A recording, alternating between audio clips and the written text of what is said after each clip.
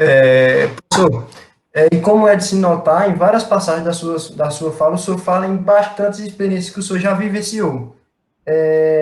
Então, o senhor, chegou a se formar pela USP, né? Hoje, se eu não me engano, conhecida pelo Centro Acadêmico 11 de Agosto.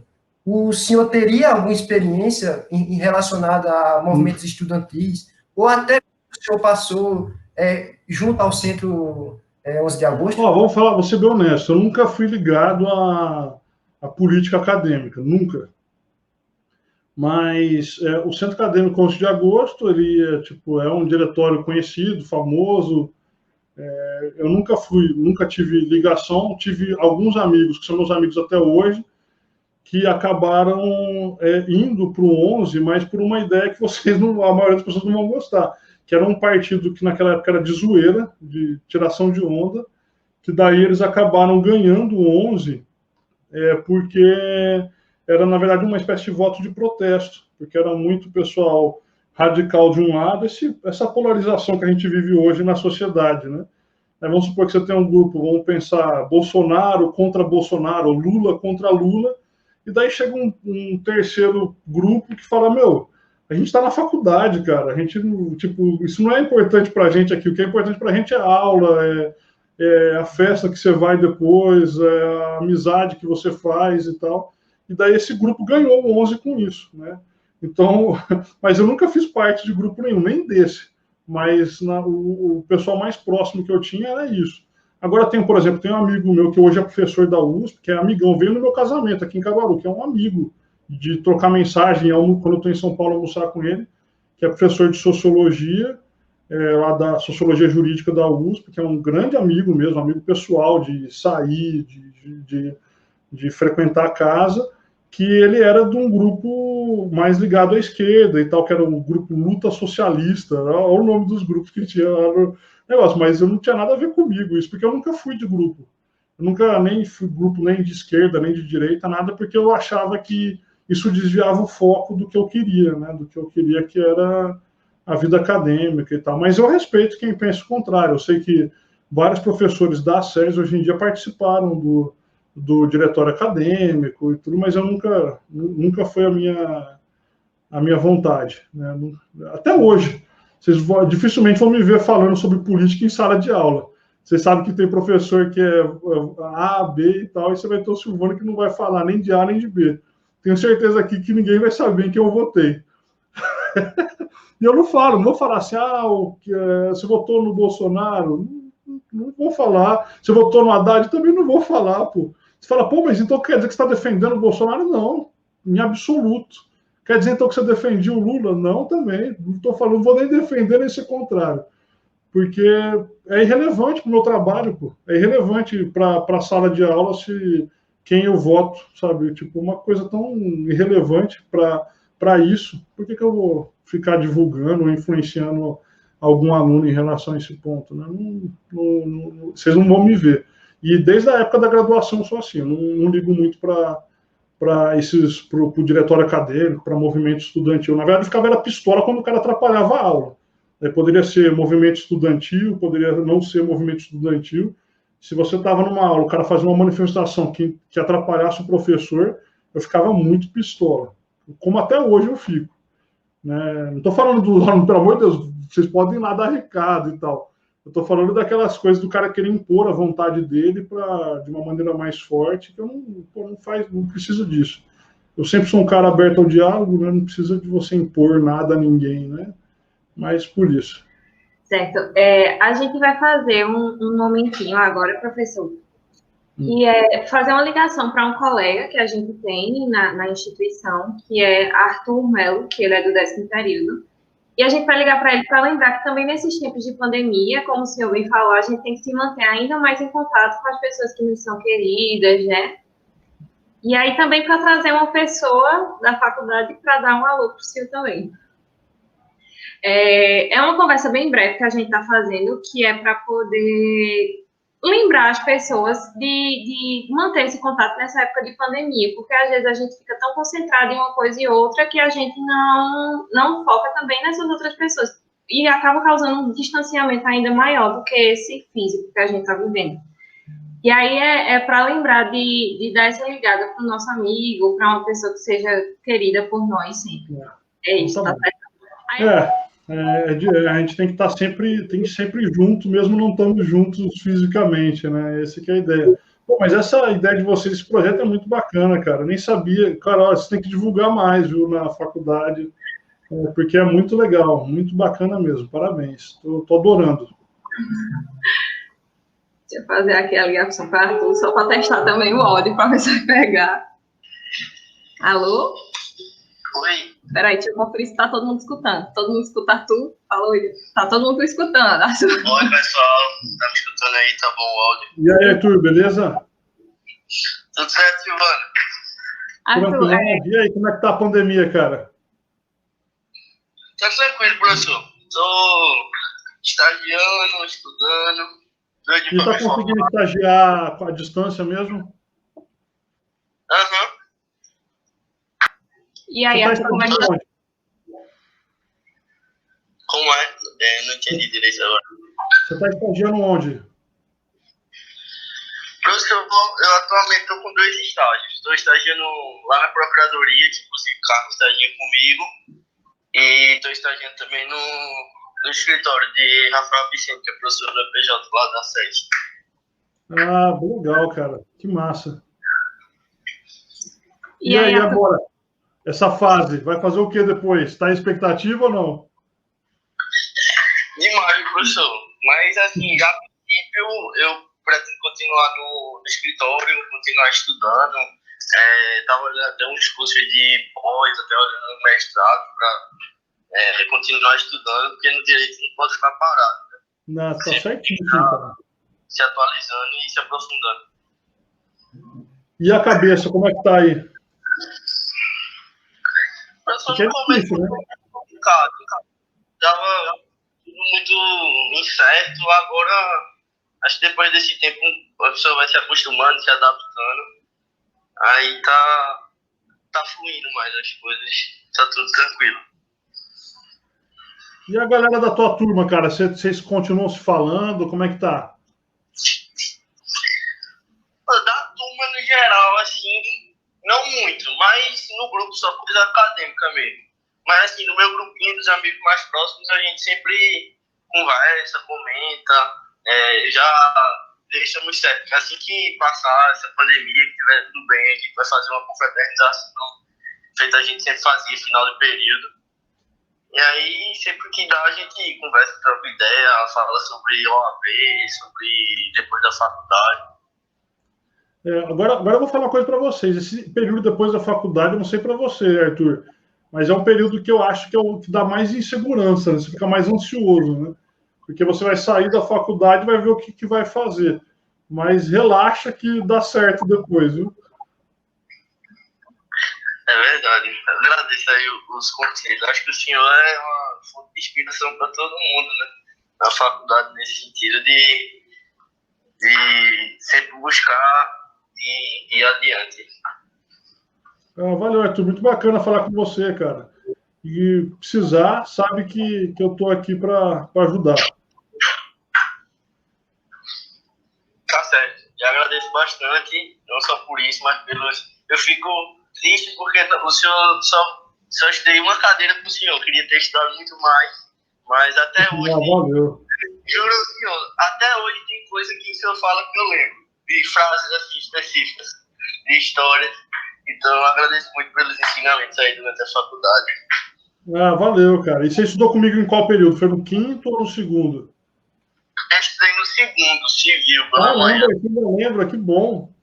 Fiquei feliz agora, viu? Fiquei feliz. pois tá certo, Arthur. Um abraço, tá certo? Obrigada por participar. Sinta-se. Não, eu que agradeço o convite. Um cheiro. Valeu, Tchau. Arthur. Abração. Um abraço para vocês, um beijo para todo mundo. Tchau, tchau.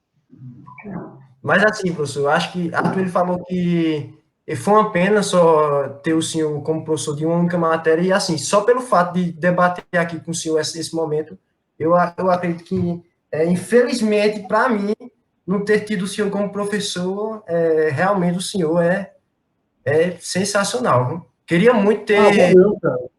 queria muito ter tido, ter sido seu aluno, tá entendendo? Nada, Mas cara, mas tem muita oportunidade, a gente vai sempre se encontrar por aqui. Aqui em Caruaru, a gente sempre eu vai ter algum sinceramente evento, alguma coisa. espero que ainda nesse restinho de período que falta a gente possa se encontrar em sala de aula, viu? Porque realmente o senhor é sensacional. Ah, valeu, obrigado.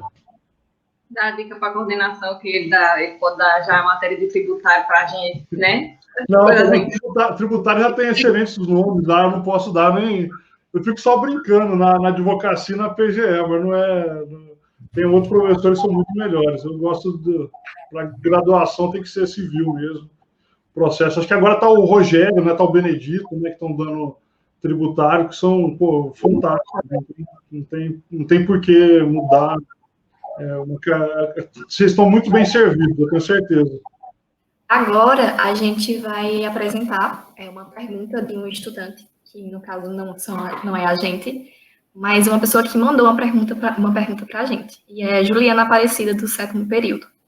Ela perguntou ao senhor: como defensor dos interesses do Estado, mas também da sociedade como um todo, como é para o senhor ter uma parcela considerável na fiscalização de uma gestão e administração pública diante do notável déficit de planejamento da atuação desses órgãos? O que eu entendo é o seguinte: eu sei que a gente, quando você entra na carreira de procurador, acho que o cara tem que ter uma visão de que você é um órgão técnico e que você tem uma função de controle interno, de fiscalização dos trabalhos que estão sendo feitos dentro da tua área de atuação e uma função de defesa jurídica. Esse é o ponto.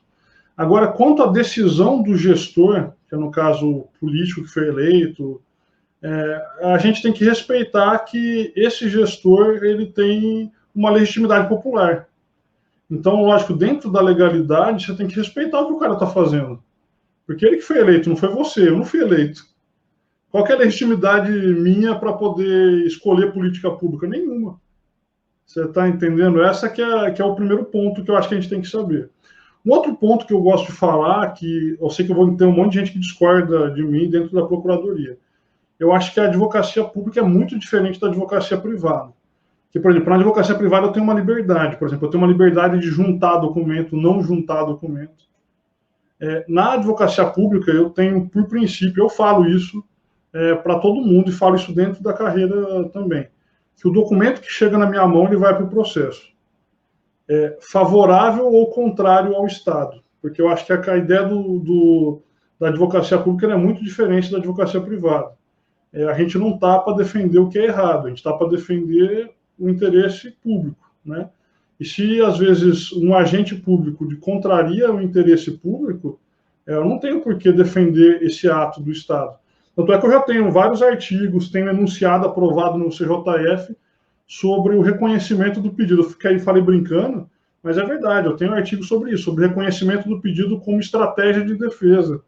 Né? Porque você reconhecer que erra, você tem uma estratégia defensiva significativa. Por exemplo, no Código de Processo Civil você tem um benefício, o benefício da redução dos honorários pela metade.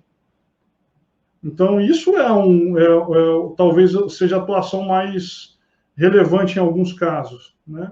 Você entrar com um processo, a pessoa entra com um processo, você vê, poxa, ele tem razão, foi um erro, uma falha do Estado nesse ponto. Você vai lá, reconhece o pedido, o Estado, ao invés de pagar, sei lá, 10 mil de honorários, ele passa a pagar 5. Essa é uma atuação muito mais eficiente e responsável do que você brigar por qualquer coisa, entendeu? E daí eu lembro que teve uma vez que um colega perguntou isso, né, numa reunião da corregedoria com todo mundo. Ele falou assim, se eu pego um documento que é contrário ao interesse do Estado, eu preciso juntar, daí falaram não. Daí eu peguei e falei, eu junto.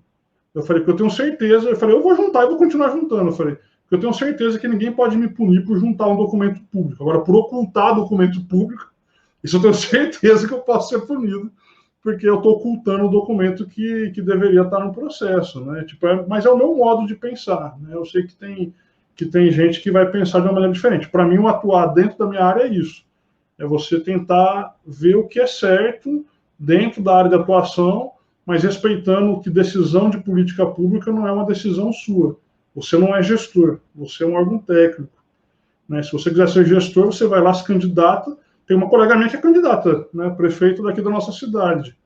Ela é colega minha de procuradoria. Ela quis ser gestora. Então, ela foi lá e foi lá e se submeteu à legitimidade popular para poder tomar decisão política. Agora, eu não posso tomar decisão política. Eu não sou gestor. Essa é a visão que eu encaro dessa forma. Tá? Então, eu não vejo esse dilema como as pessoas estão vendo por causa disso. Porque eu acho que eu estou lá para fazer uma defesa técnica dentro da minha área. Minha área é tributária, então vou fazer uma defesa técnica dentro da área tributária. Né? Minha função é de arrecadação, vou fazer a melhor maneira para poder arrecadar. Mas também não vou forjar coisa para arrecadar mais, isso não existe.